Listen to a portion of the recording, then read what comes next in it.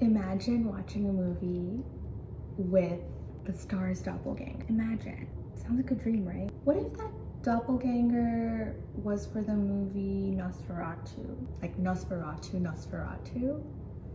Not so nice, right? We start seeing the movie, things are feeling kind of familiar in a weird way. Lives in the shadows and he's tall and slender. So was the guy that I was with. I mean, I only saw him in the dark, I only saw him in the shadows, I only saw him at night. It was really something about his energy. Just reminded me of Nosferatu, and I was like, the more the movie went on, I couldn't shake that feeling off. Kind of feeling repulsed, like try to cuddle and put his arms around me, and I was just not having it. I was like, get away from me. Look in the mirror, I noticed I look haggard. Like all of a sudden I just noticed that like this looks sunken in. I mean, I've had a stressful few months, but I'm like, before meeting this guy, I didn't look this haggard. Like, and what are you doing? We went out for dinner and we watched a movie. When someone's not right for you, it always shows on your face. It always shows on your body. You're not gonna look great. While I was seeing this guy, I actually also developed an iron deficiency. Shocking to me. Sure, I have other deficiencies, but iron deficiency was never one of them until I started seeing this guy. But this guy was just depleting in all aspects. I feel like eating as much. I had a lot of heartburn usually, stress and anxiety that I felt. I thought it was some sort of magnetic energy. The way you feel around them is when you think of them. Does that make sense? So I felt anxious and kind of fearful when I was around him. So when I was anxious and fearful, I thought of him because neurons that wired together, right? In my states of anxiety and fear, which I had a lot of in the past few months, I got injured, I was in the middle of a major move, and this guy was just on my mind constantly because these were my default states. I was very bored around him. When I had nothing to do, I was like on autopilot.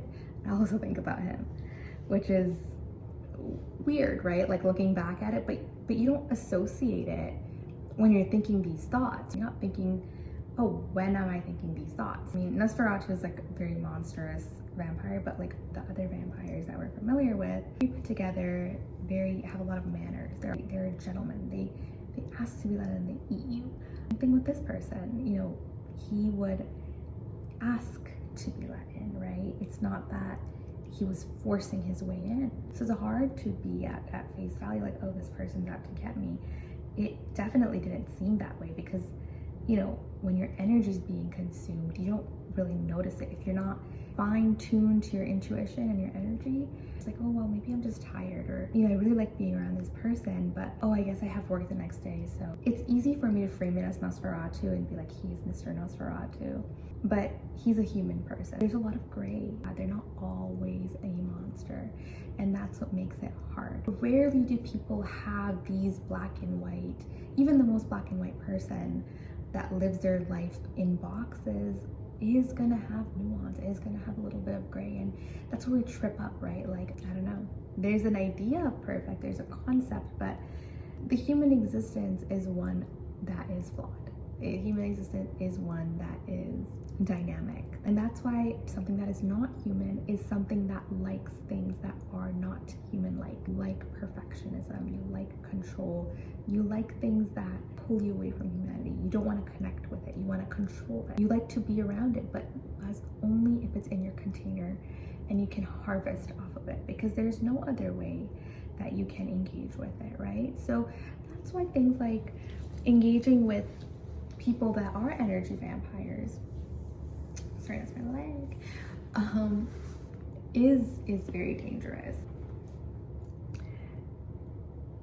So again, it's easy for me to be like, you know, this guy's he's a narcissist, worst thing ever. Don't go for men like this lady. It's not about why you shouldn't be with that person, but it's like more about why are you attracted to people like that, because no one thinks they're going to end up with a narcissist. No one thinks they're going to go and be a victim to an energy vampire. Like, you don't go into relationship fearing the worst. They mask very well. They don't present themselves as like narcissists, essentially. They don't present themselves as sociopaths. They don't present themselves as vampires, because if they did, then you'd run. I too, like Lily Rose, called upon this guy when I was bored and I didn't know any better. I am in the process of a lot of therapy, extensive therapy, going 4 times a week for the past 6 months, and it's been very, very helpful. But I'll talk about that in another video. And I had the perfect, brilliant idea that, you know, I'm healed. Send me the same person.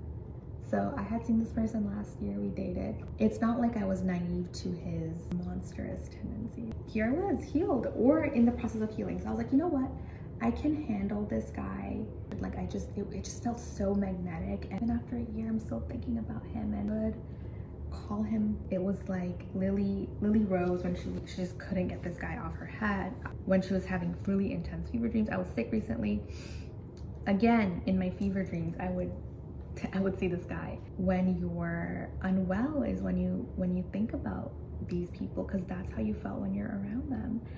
He was older than me, different life stages for sure. And right, like it becomes a fantasy, it becomes an escape. Easy for them to harvest off that energy, right? Because you're young, you have the optimism of the world. I don't want to be out here tooting my horn as like I'm the funnest ever. Definitely compared to him, who was a lot older and set in his ways, it's definitely what was fun and bright and vivacious. And he definitely vibed off of that, and I'm sure it made him feel very alive, right? And that's the kind of energy they harvest off of vibrant youth. And they'll say it's like, oh, younger women are just so much more attractive. Let me tell you, older women that I see that have their shit together, oh my God. Like the sophistication and the allure of a woman in her mid to late 30s, unmatched. Don't tell me that there aren't, like, women get uglier as they get older. They don't. Like, I'm actually excited to get old. Performance versus authenticity. Performed all the tasks of masculinity. Planning dates, opening doors, to make sure you got home okay, make sure you're taken care of, leading the conversation, never letting you worry about anything. Everything was perfectly planned. Loved having things done a certain way, and love, like when things go perfectly, who doesn't like it? But what is perfect?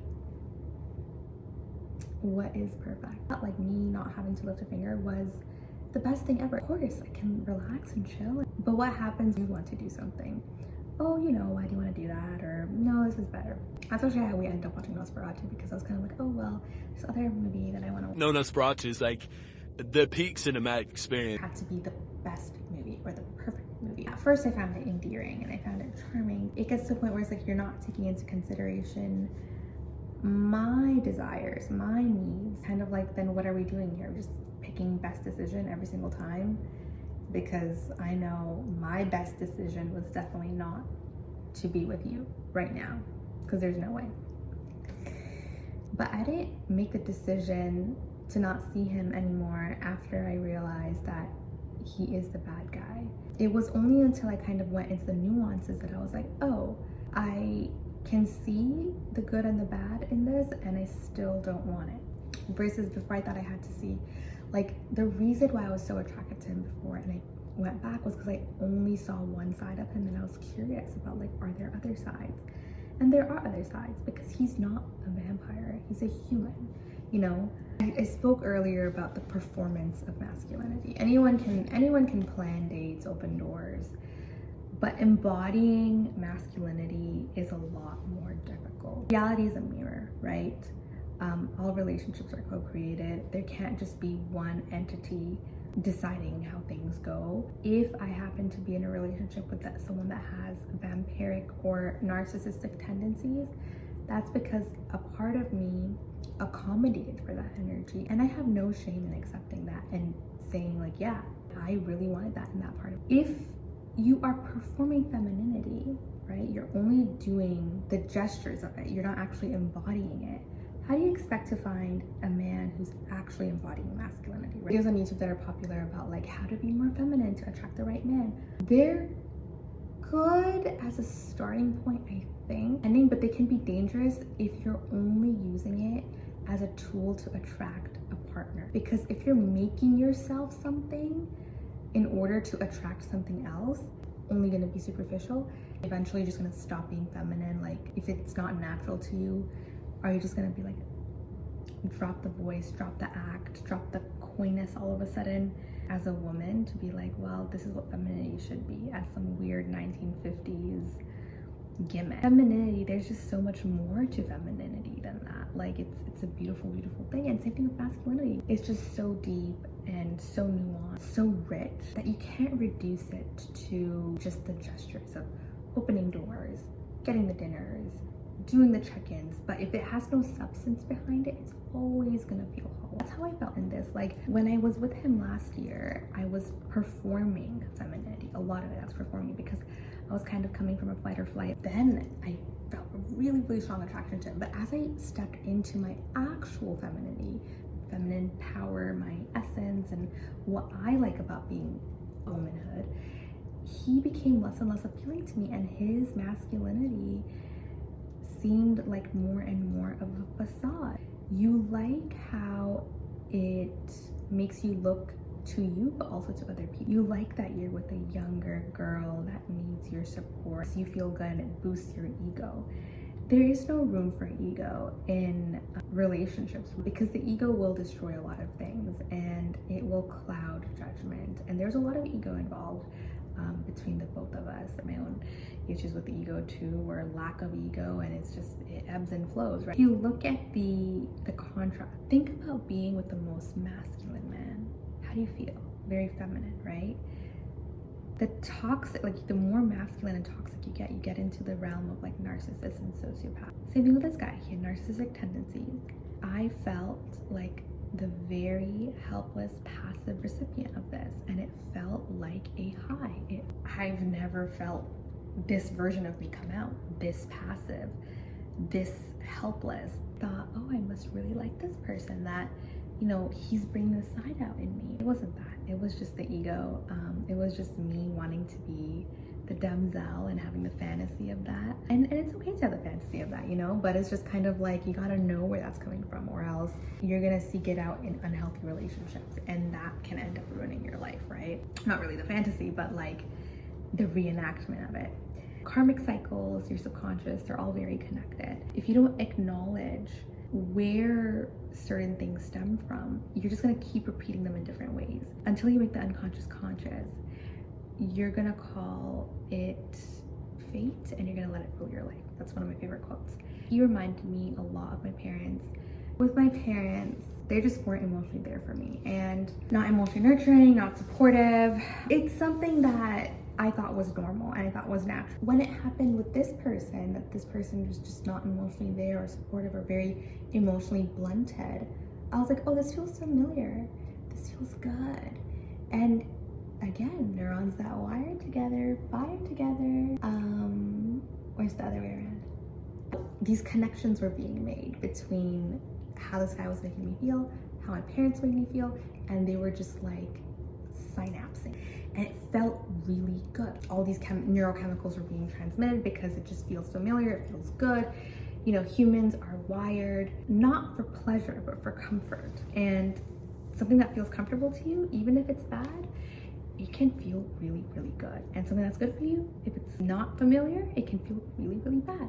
This was my own karmic cycle that I had to break. I had to go into the trenches to break this, and I knew it. Part of me wanted to go through this experience in order to never have to go through it again.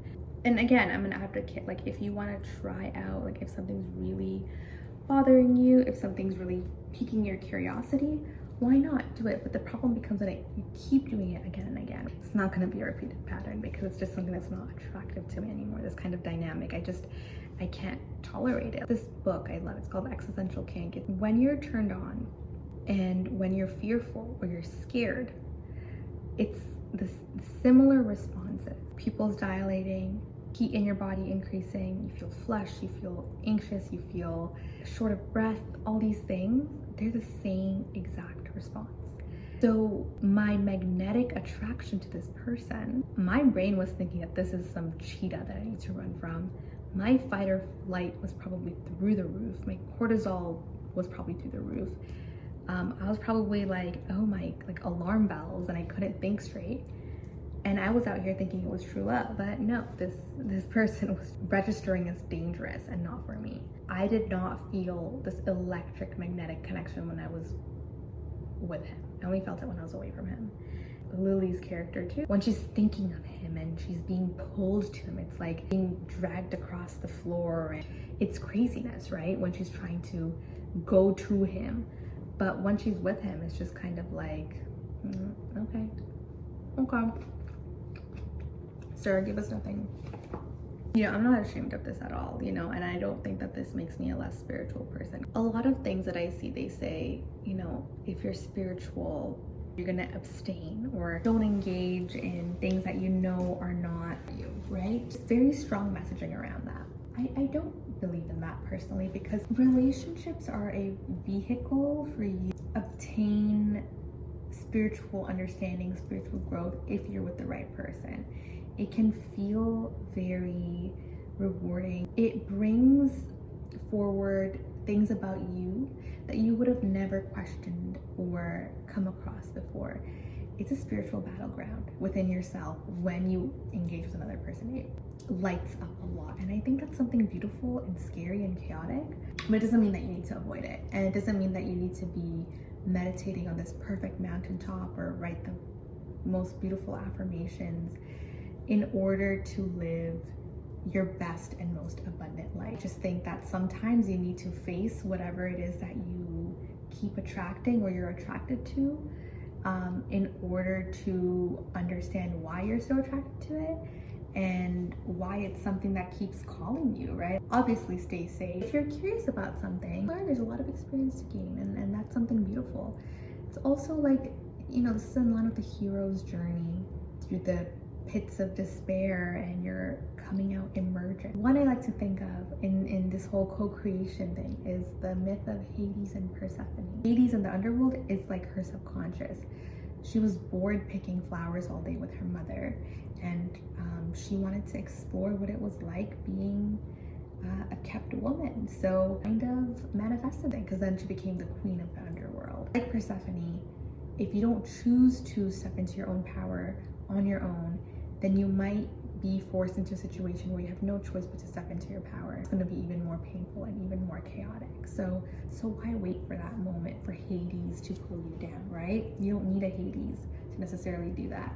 So just like Lily Rose in the ending of Nosferatu gets consumed and dies, and I let myself be consumed by him, and that version of me and that version of him hopefully died. I had to let that part of me die. I had to, for this cycle to not continue, I had no choice but to kill that version of myself. But that was through immersion. And so I did. I did things with this guy very shortly afterwards. It felt cathartic. It felt so good. I just felt so light, and I felt really good. It was really hard though. Like, I wonder if he even cares, or he had the capacity to care. I just wish that there was a little bit of emotion. I got whatever it is that I needed to get out, and I'm more than happy with that. And I put myself first, and what can be more rewarding and beautiful than that? Or if you want to know my happy ending after my death, be potentially a human lover. He keeps me very happy. It is a expression of the healthy masculine. And I say this to everyone because I want everyone to experience this in their life.